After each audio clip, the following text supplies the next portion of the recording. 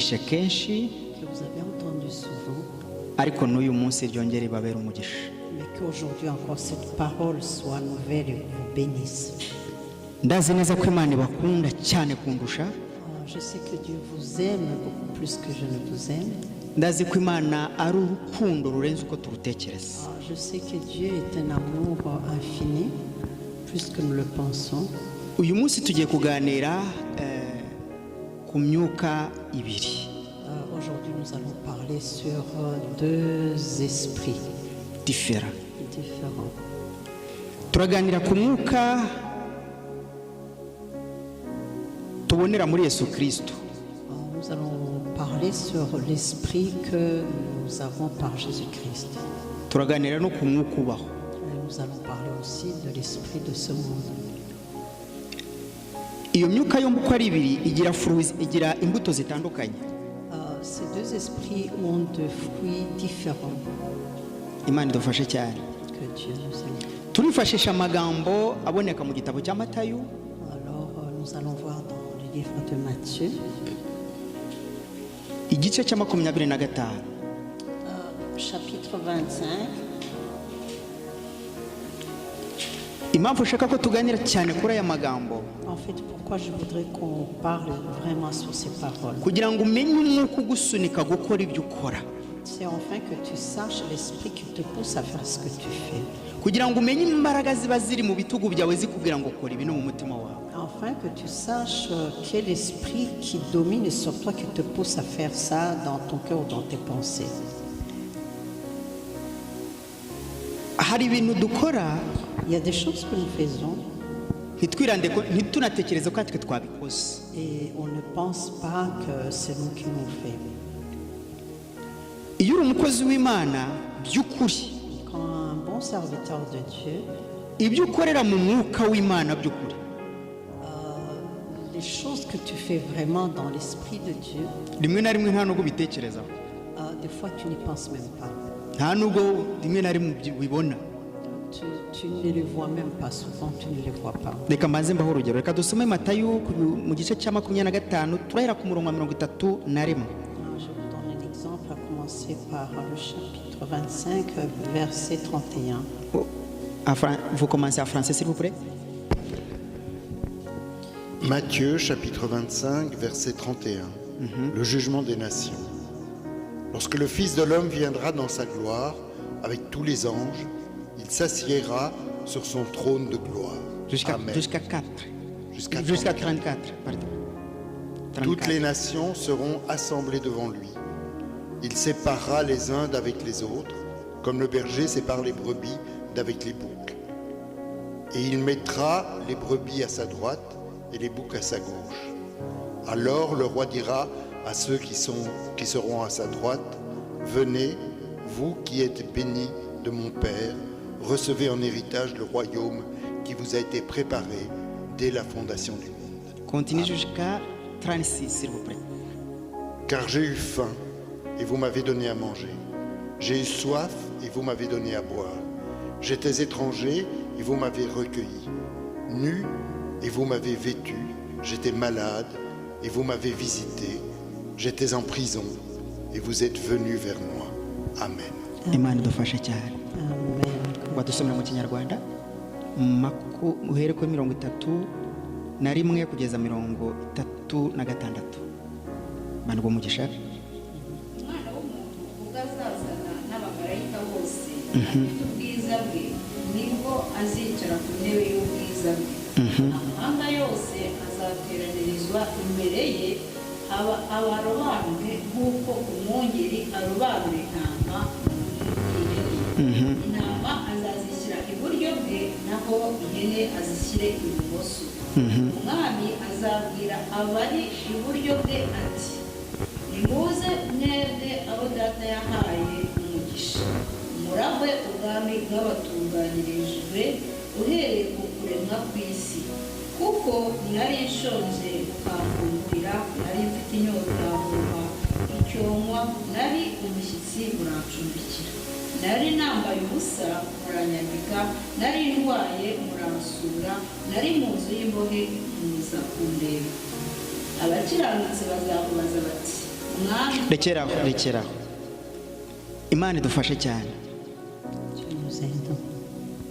Ahangaha ngo azatoranya intama mu ihene, ni ijambo rikomeye. Ici, la parole de Dieu nous dit qu'il va choisir les brebis au milieu de boucs. Iyo usomye kuri 33 baradusobanurira Quand tu lis le verset 33, on nous explique ukibaza koma imana izatoranya bamwe ikabashyira aha abandi ikabashyira aha. Alors tu te poses la question comment le Seigneur va choisir les uns à côté et les autres de l'autre côté. Ese wowe iyo utekereje wumva uzaba uri mu ruhe ruhande? Et toi, en fait, quand tu penses à toi, tu es de quel côté? Des brebis ou des boucs? Hari ibumoso hari n'iburyo, Il y a le côté droit et le côté gauche. kandi buri kuboko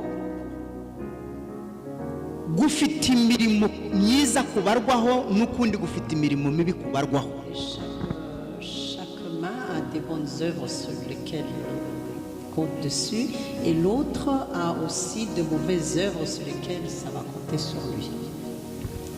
Ni igihe cyo kurobanurwa, Ah, c'est le temps d'être choisi. ni igihe imana igomba guhitamo. C'est le moment où le Seigneur va choisir. Hariho ibintu dukora Il y a des choses que nous faisons. tugatangira kuvuga ngo urumva nakoreye runaka ibi namugenjereje gutya. On commence en fait à s'expliquer, à se dire des bonnes choses nous-mêmes qu'on a fait. J'ai fait ça pour celui-là, l'autre pour l'autre. Imirimo yawe yarangije gupfa. Eh ben, dans ce cas-là, tes œuvres ne valent plus la peine. Kuko wabikoze ushaka kubyerekana. Parce que tu as fait ça dans ton intérêt, tu voulais le montrer. Ariko hano Mais ici, ku murongo wa 37 le verset, wansomera 37 baraduha ibisobanuro bisobanutse neza. le verset 37 nous explique très très bien ce que... En français s'il vous plaît. Matthieu chapitre 25 verset 37. Alors les justes lui répondront, Seigneur, quand avons-nous vu avoir faim et t'avons-nous donné à manger, ou avoir soif et t'avons-nous donné à boire? Amen. Ahangaha abakiranutsi barimo baramubaza bati twebwe twakubonye ryari, kuko barabikoze ariko ntibegeze biranda konte ko bari gukora neza. Donc ça, c'est les justes qui auront fait des bonnes choses. Lui posent la question, mais Seigneur, quand est-ce qu'on t'a vu, on t'a donné à manger, nu, on t'a habillé? Parce qu'en fait, les justes ne se sont jamais rendus compte des choses qu'ils faisaient. Igihe cyose ngukorera ikintu nkakigira publique banarangije kubona imirimo yanjye. À chaque fois que je fais quelque chose et que je le rends public, c'est-à-dire en fait que j'ai déjà ma récompense. Abakiranutsi ngo ibi bintu barabikoze ntibegeze bamenya ko babikoze. Les justes ont fait ça, mais ils n'ont jamais su qu'ils l'ont fait. Ndagira ngo murebe ubukristo bwacu uyu munsi. Alors, je voudrais un peu, en fait, que chacun examine sa vie chrétienne. Nihereyeho singutangaho urugero ndiheraho Je njyewe. commence par moi, en fait, je commence pas par personne d'autre, c'est de moi-même. Iyo nkoze ikintu Quand je fais quelque chose, kiza mu izina ryanjye, en fait, je le fais au nom de qui? ngomba kubanza kuzamura intugu nakoreye Serafine ibi. Je commence à élever mes épaules et à raconter, tiens, j'ai fait ça pour Ndi Séraphine. umukozi w'Imana nkora neza ibintu mfasha abantu uko mbishoboye Je suis ndabikora. un serviteur de Dieu, je fais du bien, j'aide vraiment les gens comme je peux. Ariko hano ngo abakiranutsi baramubajije ngo mbese ibyo twabikoze ryari? Mais ici, les justes ont posé la question à Jésus, mais quand est-ce que nous avons fait ça? Kuko bakoraga neza batatekereza nimba bari gukora neza cyangwa atari gukora neza, kuko byari spontané, byari naturel. Ouais, parce qu'ils faisaient en fait de bonnes choses inspirées par la beauté qu'il y a en eux. Pour eux, c'était naturel parce que ça habitait en eux. Ils ne se rendaient pas compte. Uyu munsi no kunsengera ngomba daboro ugomba kubibwira abantu ko urimo kunsengera. Et aujourd'hui, les Pourquoi si serviteurs de naturel? Dieu, quand ils vont prier pour les chrétiens, ils doivent toujours expliquer d'abord, ben, écoute, je suis occupé parce que je vais prier pour une telle personne. Parce que iyo c'est ungaburiye ugomba naturel. iyo ungaburiye ugomba kubibwira abantu ko wangaburiye. Et quand je partage à manger, quand je donne à manger à quelqu'un, je commence à raconter aux gens que j'ai donné à manger. Ntabwo ari naturel. C'est pas naturel. ariko ngo abubahaga uwiteka bakoreraga imana by'ukuri barabikoraga bagiye guhabwa ibihembo babajijwe ibyo bakoze batangira kwibaza twabikoze ryari si ibyo ngibyo. Les justes qui honorent le Seigneur, ils le font parce que c'est à eux. C'est comme ça que devant le Seigneur, eux-mêmes ne se rendaient pas compte, ils ont posé la question, mais quand est-ce que nous avons fait ça? uyu munsi iyo dukoze ikintu muri communauté Pierre Vivande tugishyira kuri kamera kuri YouTube bose bakareba ko twakoze imirimo myiza, twagiye gufasha abantu mu muhanda, twagiye kwita ku bantu. Aujourd'hui, quand on fait quelque chose, aujourd'hui les serviteurs de Dieu, on doit mettre ça sur les réseaux sociaux pour montrer on a fait ça, on a partagé ça, on a été s'occuper des gens. nari mfite ikote ryiza noneho narihaye ba bantu bo ku muhanda, J'avais une belle veste, Un et petit j'ai mot. donné ça à quelqu'un sur la route. nari mfite inkweto nziza nazihaye wa muntu wari uzikeneye. Même des belles chaussures, je les ai données à la personne qui en avait besoin, l'autre. imirimo yanjye narangije ufite Mes œuvres, en nakoze fait, ubusa mes naruhiye œuvres, ubusa. mes œuvres, finalement, je les ai bannies. J'ai fait ça pour rien. ngo baramubaje ati twabikoze ryari atari ko igihe mwafashaga abakene ninjye mwafashaga. Ils ont vraiment posé la question, le Seigneur, quand est-ce qu'on a fait ça? Et lui leur a dit, quand vous avez fait ça pour les pauvres, c'était pour moi que vous le faisiez. igihe mwasuraga bari mu nzu y'imbohe ninjye mwasuraga cya gihe. Quand vous avez été visiter les gens en prison, au fond, c'était moi que vous visitiez. ntago babyumvaga. Eux ne comprenaient pas, ils ne réalisaient pas en fait. gukorera imana bigomba kuba ari ibintu bikurimo naturel, atari ibintu uri gushaka ngo abantu bakubone. Amen. Servir à Dieu, c'est quelque chose qui doit sortir de toi, de ton être. C'est pas pour que les gens puissent te voir. igihe cyose muri njyewe ndi gukora nshaka kumbona ntago ndi gukorera imana, ndi gukorera undi mwuka uri kumusa gukora ibyo. À chaque fois que je fais quelque chose et pas pour qu'on me voie, en fait, ce n'est plus moi qui le fais, mais je suis inspiré par un autre esprit. C'est un esprit qui me pousse en fait à le faire. niho nababwiye ngo turaganira ku myuka ibiri, Vous savez que je vous ai dit, nous allons parler de deux esprits. umwuka uri ibumoso n'uri iburyo. Un esprit à gauche et un esprit à droite. uri mu wuhe mwuka? En fait, toi, tu es poussé par quel esprit? si ngombwa ko nkubwira ngo ni uwa satani ngo ni uwa yesu. urumva wowe ibyo ukora birahita bikwereka umwuka ukoreramo, amavuta ukoreramo. Au fond, je n'ai pas besoin de te dire tu sers Satan ou tu sers Dieu. Toi-même, tu le sais. Tu sais en fait dans quelle onction, quel esprit que tu sers.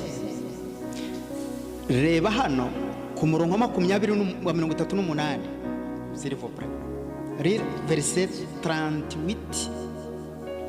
lisez Verset 38. s'il vous plaît. Quand avons-nous vu étrangers et t'avons-nous recueillis, ou nus et t'avons-nous vêtus? Amen. Continuez 39 s'il vous plaît. Quand avons-nous vu malade ou en prison, et sommes-nous allés te voir vers toi? Amen. Amen. ibi ni ibibazo abakiranutsi barimo kwibaza, Ça, ce sont des questions en fait qui sont posées par les justes. kandi barabikoze. Et ils ont fait ça. kandi abakiranutsi bari kwisobanura hano, bari kumva imirimo bagiye bakora. Et les justes en fait sont en train eux-mêmes de réaliser, d'entendre ce qu'ils ont fait. igihe babikoraga byari naturel, Quand byari ils ont fait bisanzwe. ça, ils ne se rendaient pas compte en fait parce qu'ils le faisaient, c'était tout à fait normal. ariko uyu munsi tuva hano cyenda komine gufashe, reka njyewe ntabwo ndagufasha zindi leta. Mais aujourd'hui, quand les pauvres viennent vers nous, on dit ben, écoute, moi je ne suis pas l'État, hein, va à la commune pour que la commune puisse t'aider. no, nta mwanya ngufitiye, nta mafaranga mfite. Moi, je n'ai pas le temps et je n'ai pas d'argent pour ni babandi bo ku muhanda birirwa basabiriza. ces gens de la rue qui m'ont dit chaque fois. hari igihe ari yesu waje ku muhanda, Il est fort possible que c'est Dieu qui est sur la route. hari igihe hari yesu uri kuri uriya muhanda uryamyeho yategereje kuri buze kumubwira ati mbese kubera icyo uryamye hano. C'est peut-être Jésus qui dort sur la route et qui attend que tu vas venir lui demander mais pourquoi tu dors ici? umuciyeho ntacyo kumubaza ufite. Mais toi, tu le dépasses, tu n'as aucune question, tu Non. n'as pas d'attention. ni umubirigi afite ibyangombwa agomba kujya kuri ZPS agomba kujya kuri chômage jumafu. C'est un Belge qui a des papiers, qui a les droits, il doit aller au chômage ou au CPAS. Je m'en fous. yesu si umubirigi si umunyarwanda si umwirabura si umwarabu. Jésus, c'est pas un Belge, c'est pas un Rwandais, c'est pas un Arabe. ari mu muntu uwo ari we wese Jésus est dans chaque être humain. kandi ashobora kunyura ahantu wowe utatekerezaga ko ashobora kunyura. Et il peut toujours passer à un endroit que toi, tu t'imagines pas qu'il peut passer. ariko uyu munsi uricara Aujourd'hui, tu t'assois. n'igihe ugize icyo ukora Même quand tu fais quelque chose, ndashyiraho kamera bayifungure ah oui, je dois mettre une caméra, il faut l'ouvrir. n'ahandi hasi uryama udashaka ko hajya kuri kamera ndahashyiraho kugira ngo nerekane yuko nagukuye mu buzima bubi tuba ngusize mu buzima bwiza. Et même là, par terre où tu étais, il faut qu'on filme ça parce que je dois montrer au monde que j'étais sorti de là pour te mettre à un meilleur endroit. nerekane ko ndi umuntu mwiza rwose ku isi. Je dois montrer au monde que je suis quelqu'un de bien. imirimo yawe warangije kuyibona. Tes œuvres, au fond, ta bénédiction, ton salaire, tu l'as déjà. ese uri ku ruhe ruhande uri iburyo cyangwa uri ibumoso? Je pose la question, tu es de quel côté, à gauche ou à droite? ni ikibazo turimo kwibaza. C'est vraiment une question qu'on se pose. ninde muntu ujya ubyuka mu gitondo akavuga ngo tuvuge ko wenze byakunaniye no kujyayo ariko ukavuga ngo uyu munsi ngiye gusengera abantu bari mu nzu y'imbohe, uyu munsi ngiye gusengera abantu bari mu muhanda? En fait, ubikora kangahe mu kwezi? quand on se réveille le matin, en fait, à qui ça arrive qui pense, tiens, je vais prier pour les gens qui sont dans la rue, je vais prier pour les gens qui sont à l'hôpital, je vais prier pour des gens. Au fond, tu fais ça combien de fois par mois? Si ça t'arrive de le faire. ni ryari wari wavuga ati uyu munsi ndi buze kurya amayero 50 ariko reka ndya 40 ntanga 10? Quand est-ce que tu te poses la question? Aujourd'hui, normalement, j'ai programmé de consommer 50 €, mais je vais quand même consommer 40 et 10, je vais les offrir à quelqu'un. ntago bigukundira kuko ropa yawe ni 50 yose. Ah oui, ça devient impossible pour toi parce que pour toi, tu t'es dit, pour moi, c'est 50 €. kandi ntushaka kwipiva 10 icumi ngo urishobore kugira ute kugaburira uriya muntu uri ku muhanda ntibigukundira. Et quand tu vas te dire, ah, tiens, je vais quand même me priver des 10 € afin de les donner à cette personne sur la rue, eh ben, tu n'y arriveras pas. hari amateori abantu bafite ngo amafaranga yanjye atajyana ikuzimu. c'est pas possible, c'est pas possible. uri umukristo utekereza gutyo? Il y a des gens qui se posent, qui ne donnent pas en fait parce qu'ils disent, ah, non, je ne vais pas lui donner mon argent pour qu'il ne l'amène pas dans le ténèbre. Comment un chrétien peut penser à ça? nimba uri umuntu ufite imana ufite imbaraga z'imana kubera iki kuki wumva ko satani afite ubushobozi ku butunzi bwawe? Si tu es quelqu'un qui a Dieu en toi, pourquoi tu penses que Satan a une puissance sur ta vie?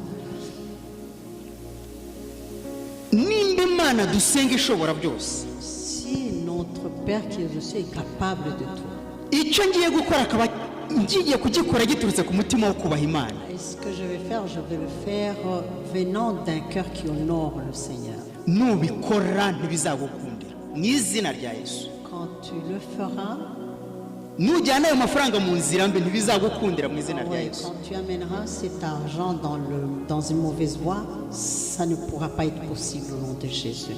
Tu n'y arriveras pas. ati oya ntabwo ndi buyamuha atayajyana kuyagura urumogi atayajyana kuyagura inzoga ntabwo ibyo ntibikureba. ikikureba ni uko uruzi ko ababaye ugomba kumukura mu mubabaro. nicyo twatumwe. On se dit, je ne vais pas lui donner pour qu'il n'aille pas acheter la drogue, pour qu'il n'aille pas boire l'alcool. Mais ça ne nous regarde pas. On doit seulement donner parce qu'on voit qu'il en a besoin. kubera ko ashobora kuba ari Yesu ariko we wamuketsemo ko ari umudorogera. Ça peut être Jésus, mais toi tu penses que c'est un drogueur. Warangije kujija Yesu, Tu as déjà jugé Jésus. warangije kujija Imana yawe. Tu as déjà jugé ton Dieu. Nimba utagiye kumugurira icyo kiyobyabwenge wowe ukaba umuhaye kubera ko ufite umutima wo gutanga, ibyo ari biyakoresha ntibikureba. En fait, Si tu bien. donnes cet argent, que toi tu lui donnes avec un bon cœur, un cœur d'amour, un cœur sincère, mais que lui il va acheter de la drogue ou quoi, ça ne te revient pas à toi, c'est pas grave. Gukora neza ntibijyana n'ibyo tureba, bijyana n'ibiturimo. Faire du bien, ça ne vient pas de ce que nos yeux voient, et ça vient de ce qui vient de nos cœurs. Nsomera ku murongo wa 42, Chapitre 41,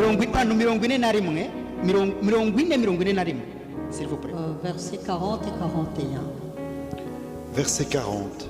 Et le roi leur répondra, en vérité je vous le dis, dans la mesure où vous avez fait cela à l'un de ces plus petits de mes frères, c'est à moi que vous l'avez fait. Ensuite, il dira à ceux qui seront à sa gauche, retirez-vous de moi, maudits, allez dans le feu éternel préparé pour le diable et pour ses anges. Amen. Aha rero tuvuye noneho ku bantu bari guhawe umugisha n'imirimo bakoze bategeze biranda konti. En fait, ici, on vient de gens qui ont fait des choses pour bénir, mais qui ne se sont pas rendus compte des bonnes œuvres qu'ils ont faites. Noneho tugeze ku bantu Nous arrivons maintenant aux personnes bakora ibintu nyine bashaka kwigaragaza, kwigira abahatari, qui font des choses juste pour leur gloire. turabibona ku murongo wa 41. Nous le voyons au verset 41. Arimo arabavuma. Le Seigneur est en train de les maudire. Modi, Ouais. ndagira ngo mwibaze ibibazo. Ni ibiki biduherekeza iyo tugeze mu rugo iwacu Posons-nous la question. En fait, mu byo twanyuzemo? parmi les choses que nous avons traversées, en fait, sont lesquelles qui nous accompagnent dans nos maisons. Ikindi ni ibiki turi buze kunyuramo tuvuye mu rugo iwacu, twabitekerejeho nabyo? Autre chose, avons-nous pensé aussi, en fait, à travers quelles choses nous allons traverser en quittant nos maisons? Hari ugusohoka mu rugo iwawe, hari no kwinjira mu rugo Il iwawe. y a à sortir de chez toi et il y a à rentrer chez toi. Iyo usohoka hari ikigusohora, hari impamvu ituma usohoka. Quand tu sors, il y a une raison pour laquelle tu sors. Niyo winjiye hari impamvu ituma winjira. Quand tu rentres, il y a aussi une raison pour laquelle tu rentres. Winjiranye iki? Tu entres avec quoi? Mbese uko wasohotse niko winjiye? Alors, est-ce que tu es rentré comme tu es sorti? Umutima wasohokanye niwo winjiranye? Le cœur avec lequel tu es sorti, est-ce que c'est le même cœur avec lequel tu rentres? Imirimo wasohokanye niyo wongeye kwinjirana? Les œuvres avec lesquelles tu es sorti, est-ce que ce sont les mêmes œuvres que tu rentres avec? Yesu ngo ageze ku giti cy'umutini akiburaho imbuto. Ah, Jésus, quand il est arrivé sur l'arbre, Reka tuve ko yageze ku giti akagishaka imbuto le akazibura. raisin, il n'a pas trouvé le raisin. Il n'y avait pas de fruits. Wowe iyo winjiye winjirana izihe mbuto? Toi, quand tu entres avec quels fruits? Iyo usohotse se usohokana izihe? Et quand tu sors avec lesquels, en fait? Ufite gukizwa, kubaha Imana ntago biri mu rusengero ku cyumweru. En fait, avoir le salut et honorer Dieu, ce n'est pas dans l'église dimanche. Ni imirimo dukora buri munsi guhera ku cyumweru kugeza ku gindi cyumweru. Ce sont les œuvres que nous accomplissons depuis le début de la semaine jusqu'au dimanche. Mu magambo tuvuga, Dans les paroles que nous proclamons, uko tureba abantu, dans nos regards, uko dukorana nabo, dans comment nous travaillons avec uko tugendana nabo. et comment communier avec eux. Ibyo byose bivuga Imana. Tout ça, c'est l'œuvre de Dieu.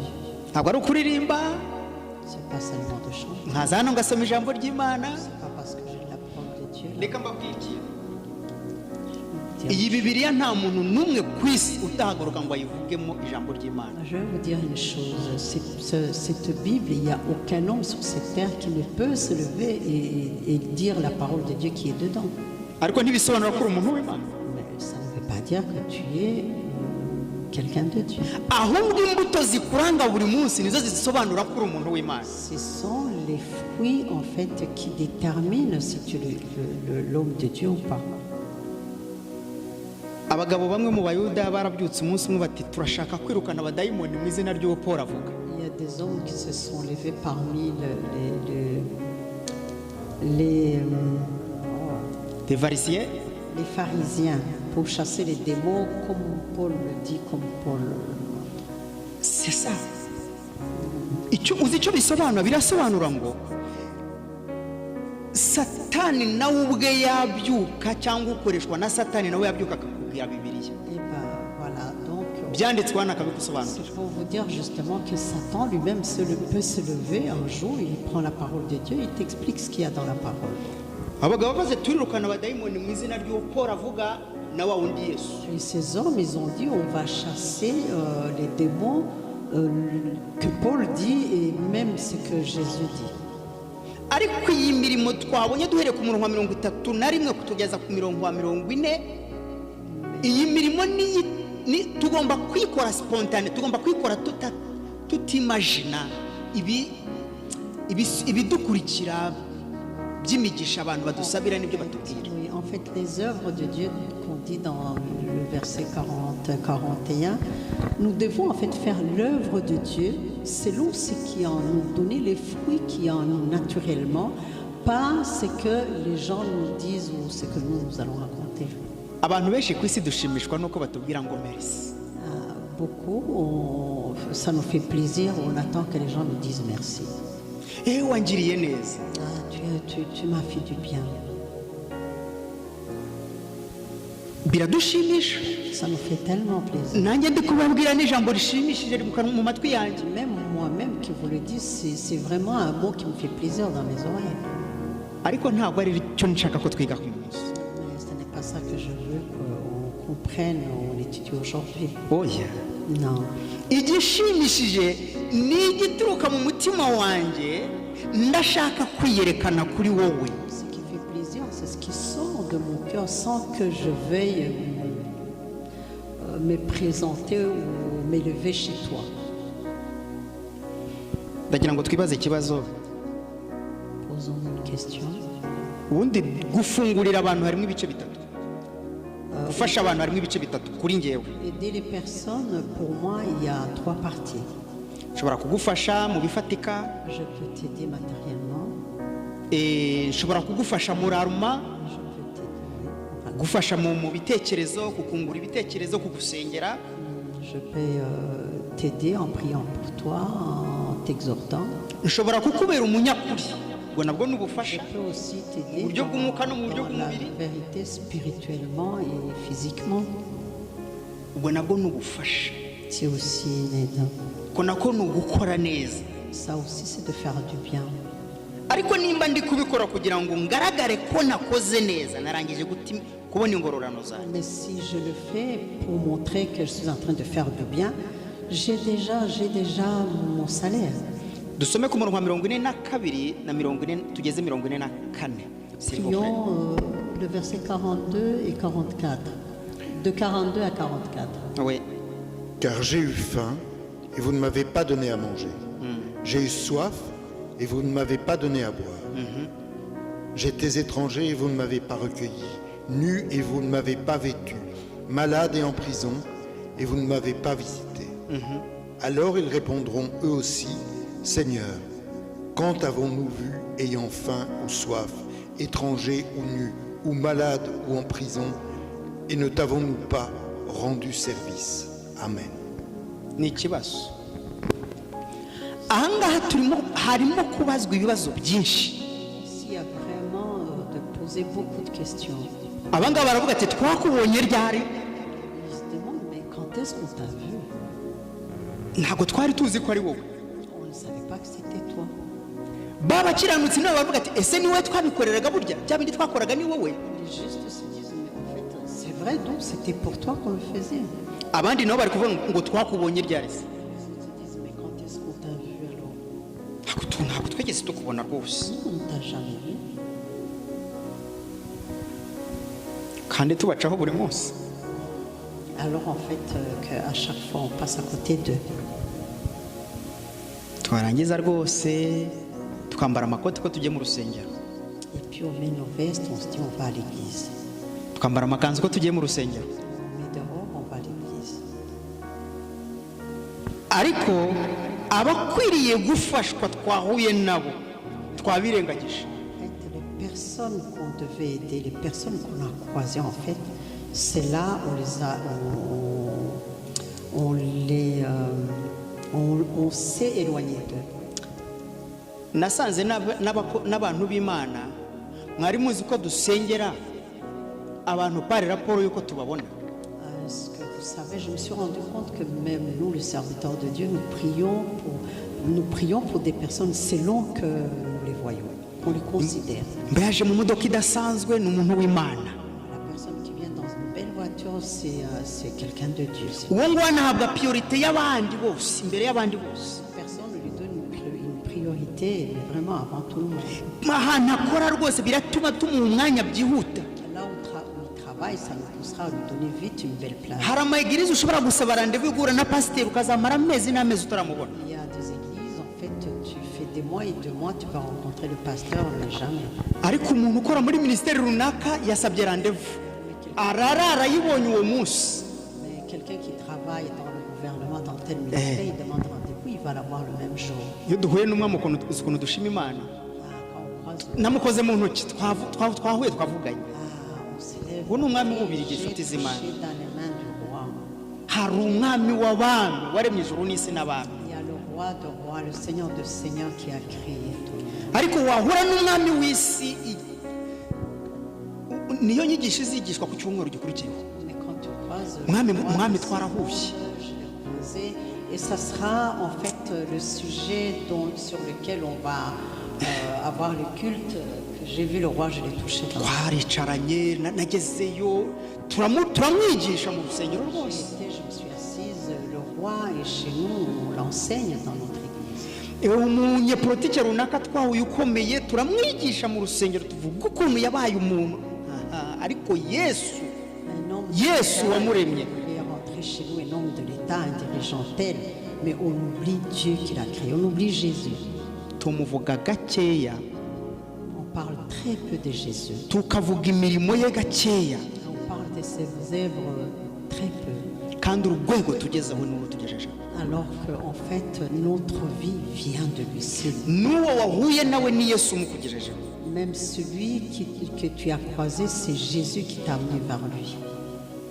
Rimwe na rimwe njya nkunda kumva abakozi b'Imana Souvent, j'entends les serviteurs de Dieu akamara iminota 30 ari kukubwira umuntu yahuye nawe w'umunyepolitiki. En fait, il peut prendre 30 Yesu ari hehe muri ibi minutes, byose?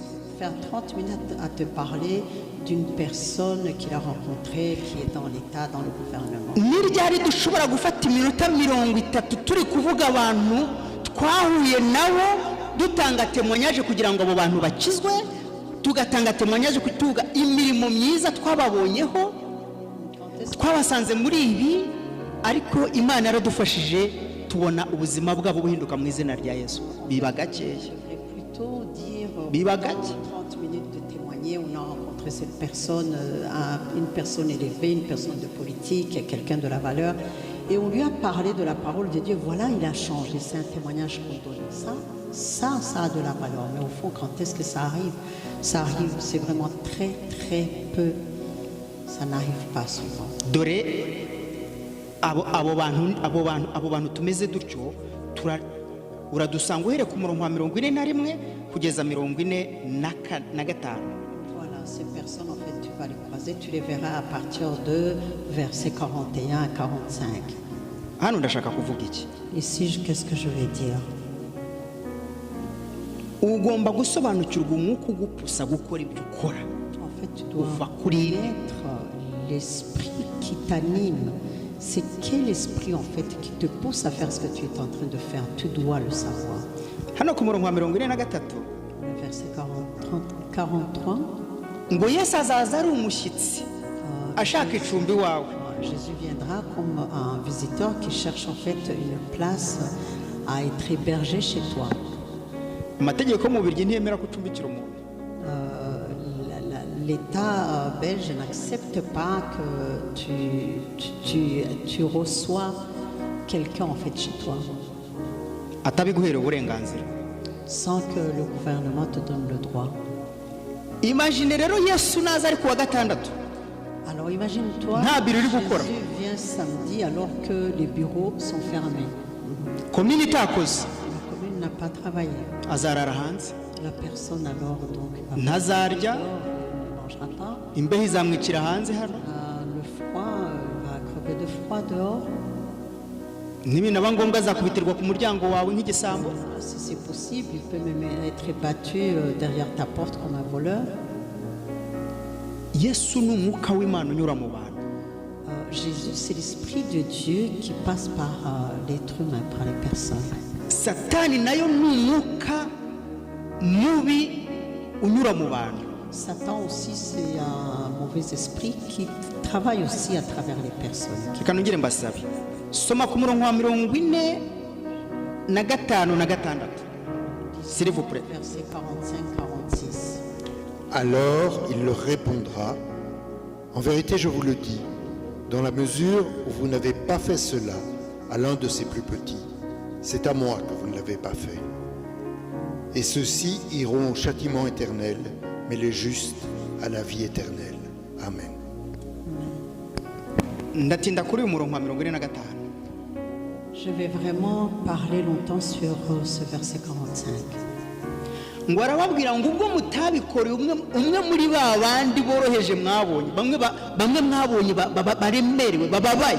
Je vous dirais vraiment, si vous ne l'avez pas fait pour cette personne qui était affligée, qui n'était pas bien, Ba bandi bwirengagije bamaze twahuye nabo ntitwabavugisha. ces personnes que vous avez ignorées, les personnes que vous n'avez pas parlé, les personnes que vous n'avez pas hébergées.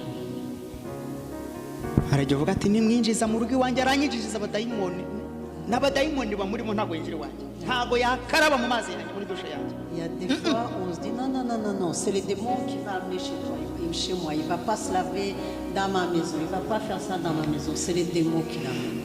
Nshuti, Mes amis, Yesu ntituzi isura azazamo, nimba azaza asa nawe, nimba azaza asa neza, ntabwo tubizi. nous ne savons pas dans quelle figure Jésus viendra, s'il viendra beau ou mauvais, propre ou sale, on ne sait pas.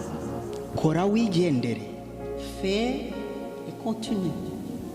kora imirimo myiza witambukire, Fais des bonnes œuvres et continue. ibindi ntibikureba. Le reste, vraiment, ne t'en occupe pas. Ça ne te- Urumva ko umuntu rwose afite umwuka utari mwiza, Une personne a peut-être une odeur qui n'est pas agréable. ufite isabune n'amazi mu nzu iwawe, ariko kumubwira ngo yinjire, yinjiza abadayimoni kuko nizo nyigisho wigishijwe. Tu as du savon, tu as de l'eau, mais lui dire d'entrer, non, parce qu'au fond, c'est comme ça que tu as été enseigné à l'église. Reka Il mbabwire, va entrer avec les démons. baratwigisha ngo abo bantu ngo bafite imyuka mibi ntibabinjiza iwa. Nimba uri umuntu w'Imana ugitinya imyuka mibi nuko utarigeze uba umuntu w'Imana by'ukuri. Oui, il nous enseigne, ne fais pas entrer ces personnes dans votre maison, ils amènent les mauvais esprits. Mais au fond, si toi, tu ne le fais pas en tant qu'un serviteur de Dieu, c'est qu'au fond, tu n'as pas l'esprit de Dieu. Byashoboka ko ari wowe Imana yasizemo uwo mwuka wayo kugira ngo wirukane iyo myuka mibi murimo. Muhe kogama kubera icyo no kwizera kubitatubamo ngo nizere mu izina rya Yesu uyu muntu ni arameze nabi asa nabi. Mfite umwenda ngiye kumuha, ngiye kusengera dushe yanjye n'inzu yanjye yinjiremo asohokana imbaraga z'Imana. Aho kwinjiza imyuka mibi asohokana imbaraga z'Imana mu nzu yanjye. Qui te dit en fait que ce n'est pas toi que Dieu a choisi pour délivrer cette personne. Il est fort possible que Dieu l'a envoyé pour que toi, la puissance de Dieu qui est en toi, puisse le délivrer. Donc tu pries pour ta maison, tu pries pour lui, tu lui donnes le savon et l'eau, il se lave. C'est peut-être à travers toi que Dieu veut le sauver. Ivugabutumwa si muri Bibiliya gusa. répandre la bonne nouvelle, c'est pas seulement dans la parole. turya tuntu duto tugenda dukora hanze n'ivugabutumwa ryubaka imitima y'abantu. Des petites œuvres que nous faisons dehors, au fond, c'est vraiment répandre la bonne nouvelle pour guérir les cœurs de ceux qui sont affligés. ariko bakubwiye ko ari pasiteri uvuga ubutumwa, Mais on t'a dit que c'est seulement le pasteur qui répand la bonne nouvelle. niwe uvuga gutya. nimba pasiteri atampaye uburenganzira rwose icyo kintu ntabwo nagikora. Il n'y a que pasiteri sige mbikore. si le pasteur ne me donne pas le droit de répandre la bonne nouvelle, je ne vais pas le faire. Si le pasteur ne me le dit pas. konsiyansi yawe iba hehe? Ta conscience, ntabwo iba kwa pasiteri, iba muri wowe. c'est chez toi, c'est en toi, c'est pas le pasteur qui a ta conscience. ntabwo iba kwa porofeti, iba muri wowe. C'est pas chez le prophète, c'est chez toi. ijambo ry'Imana riravuga ngo icyo utifuriza mugenzi wawe, La parole de Dieu, icyo utifuza ko mugenzi wawe yagukorera, ntukagikorera mugenzi wawe. c'est que tu n'aimerais pas que ton prochain fasse pour toi, ne le fais pas non plus pour lui. ninde muntu ujya uribwa n'inzara? njyewe ndimo ndi uwa mbere. Il y a quelqu'un qui a eu déjà faim. hita utekereza umuntu usanze ku muhanda, wibuke ukuntu inzara ikurya, nawe uhita umubona muri iyo shusho. Pense à cette personne, quand toi tu as faim, maintenant tu trouves une personne sur la rue, et ben pense que lui aussi il a aussi faim. reka nongere mbaho urundi rugero ruto cyane. Aussi un petit exemple. tekereza iyo wakoze imirimo y'ingufu ugataransipira. Imagine-toi quand tu as fait vraiment beaucoup de travail et tu as transpiré. iyo ugeze muri dushe yawe umaze koga, Quand tu arrives dans ta douche après wumva umerewe la- neza. vraiment tu te rends compte que ça te fait du bien. utambutse imbere y'umuntu ufite umwuka wumva utari mwiza, Tu viens de dépasser une personne en fait qui a une odeur désagréable. kandi wowe ufite amazi mu rugo n'isabune De l'eau et du savon. n'amavuta yo kwisiga. Et même le lait pour mettre sur ton corps. ntabwo ari buharare gusa ndakaraba yigendere. Il ne va pas passer la nuit chez toi, mais il va se laver et partir. birakugora kumubwira ngo ngwino iwanjye ukarabe ubundi ugende. Ça va être difficile pour toi de lui dire, écoute, entre chez moi, lave-toi et puis tu es. unafate na tariti imwe y'umukati umuhereze umubwire ati ngo igende cyangwa musangire. Lui donner une tartine ou même partager avec lui, pourquoi pas. uvugabutumwa warikoze kurusha pasiteri wagiye imbere ya bibiliya, wagiye muri bibiliya akababwira. En fait, là, tu as déjà répandu la bonne nouvelle beaucoup plus que le pasteur qui a été dans la Bible, qui a parlé. ariko batwigishije ko abo bantu basa nabi, ntawamenya ikiba cyarabajyanye mu muhanda, ni abadayimoni nyine, Mais kandi ubereyeho kubabirukanamo. on nous a enseigné que ces personnes qui ne sont pas beaux, qui puent, tu ne peux pas les amener chez toi. Mais il dit, on ne sait pas ce qui les a amenés, c'est qu'ils ont, c'est les démons. Mais il dit, mais bien sûr, c'est les démons, mais toi, tu es là pour les délivrer, chasser les démons qui sont en eux. kuko satani niyo idukomplikira ubuzima. Parce que c'est Satan, en fait, qui complique la vie des gens. reka dusome umurongo umwe turangize. Nous lisons une Tujya mu gitabo cy'Abaroma. dans Romains. pardon, 20 gusa, pardon, nongereye. tujye mu Baroma igice cya kabiri. Romains 2. turasoma ku murongo wa 6 n'uwa 7 gusa. Chapitre 6, versets 6 et 7. 2 Et 7. oui. Romains, chapitre 2, versets 6 et 7. Qui rendra à chacun selon ses œuvres? La vie éternelle à ceux qui, par la persévérance à bien faire, cherchent la gloire, l'honneur et l'incorruptibilité. Amen. Imana idufashe cyane. ngo Imana izitura umuntu wese ibihwanye n'imirimo ye yakoze. La parole de Dieu dit que le Seigneur récompensera à chaque personne selon ses œuvres.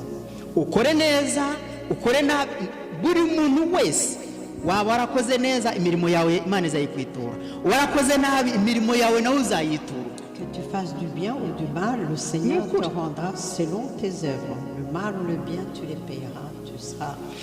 ngo abashaka ubwiza n'icyubahiro no kudapfa babikore badacogora. Que ceux qui cherchent la gloire, l'honneur du Seigneur, qu'ils le cherchent sans se lasser. ariko uyu munsi uhita undebera yari yambaye gute? Mais aujourd'hui, on se demande, mais comment il est Ah, burubona yasaga gutera Mais en fait, comment ukuntu yaje yambaye mu nzu y'Imana. il ressemble? Tu as vu comment il est venu habillé dans la maison de Dieu? Imana ntishaka imyenda y'inyuma, irashaka imyenda y'imbere mu mutima. Dieu ne veut pas l'habit extérieur, il veut l'habit intérieur dans ton cœur. Amen. Amen. Imana ishaka imitima, ntabwo ishaka iby'inyuma. Iby'inyuma abantu bari babirarangiye. Dieu veut nos cœurs, il ne veut pas notre extérieur. Ça, c'est ce que les gens regardent.